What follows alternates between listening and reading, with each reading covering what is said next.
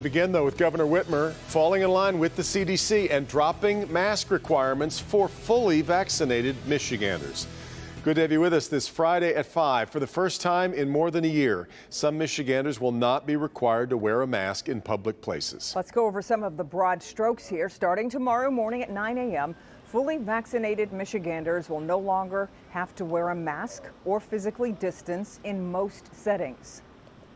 Larry Spruill spent the day getting reaction from Metro Detroit to see if they plan to continue to mask up, even if it's no longer required. But we begin with business editor Rod Maloney live tonight with what has to be a very difficult decision for businesses. Rod, will they still require masks or not? Well, it's starting to look like they're going to, Kimberly, and the reason why is because there isn't a lot of real direction for businesses in this guidance. And so what they're saying is until they get some more information, they're just going to keep doing what they're doing.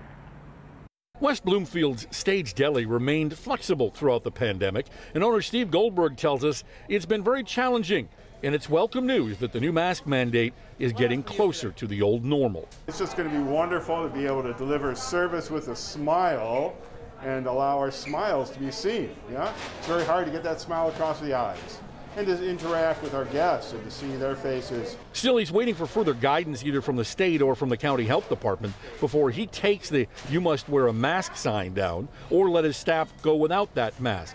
But it sure will be welcome when it happens. It's hard working 12 hours a day in a hot kitchen with a mask, so everyone will be very happy to be free of that. Michigan Department of Health and Human Services Director Elizabeth Hertel says business owners are certainly welcome to keep the current rules, and there is going to be more clarity coming soon to help businesses, whether they're gyms, restaurants, or office buildings, move going forward. We plan to have all of our guidance updated by Tuesday or Wednesday of next week, because I know we have to look at quite a few different documents. It's just going to be much easier and much more pleasant to return back to what we always did so well before the pandemic.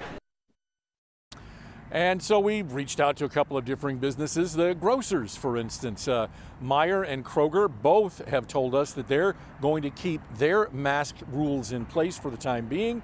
They want more clarity as well. But Kroger is actually going to be spending $100 a head for its staff to try and go out and get the vaccines to try and move that part of the process forward. And certainly there will be some businesses who will take down that sign. We've not found any just yet, but you can be certain there will be some. Back to you.